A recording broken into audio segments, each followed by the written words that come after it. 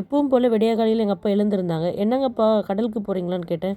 கடலுக்கு போகலம்மா, புயல் டைமு, புது வலை வாங்கியிருந்தேன், புது வலை ரெடி பண்ண போகிறோம்மா அப்படின்னு சொல்லியிருந்தாங்கங்க.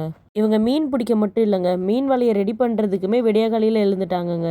டெய்லியுமே இந்த டைம் எழுந்துறதுனால புயல் டைம்லேயுமே இந்த டைம் எழுந்து வலையை ரெடி பண்ண போயிட்டாங்கங்க.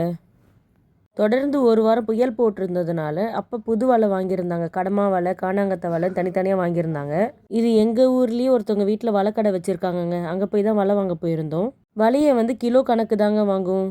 ஒரு கிலோ 400 450ன்னு வாங்குவோம். ஒரு வலையை ஃபுல்லாக ரெடி பண்ணுறதுக்கு நம்மளுக்கு வலை மட்டும் 10 கிலோவுக்கு மேலே தேவைப்படுங்க. நம்மளுக்கு வலை தனியாக தாங்க வரும். வலை, ஈயம், கயிறு எல்லாமே தனித்தனியாக வரும்.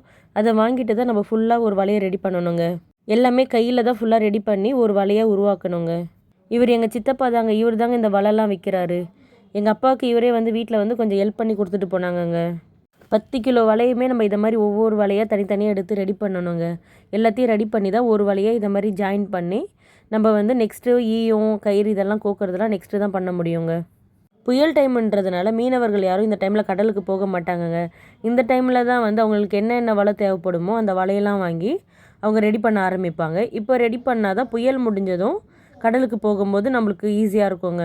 இந்த வலையை மட்டும் வாங்குறதுக்கு நம்மளுக்கு 10,000 ரூபாய் ஆகுதுன்னா, இந்த வலையை ஃபுல் அண்ட் ஃபுல் ரெடி பண்ணி முடிக்கிறதுக்கு 30,000 ரூபாய் 40,000 ரூபாய்க்கு மேலே ஆகிடுங்க. ஒரு தடவை இந்த வலை வாங்கிட்டால் கடைசி வரைக்கும் வராதுங்க. நெக்ஸ்ட் இயரே வேறு வலை வாங்கணுங்க. இந்த வலையை ஃபைனலாக ரெடி பண்ண இப்படி தாங்க இருக்கும்.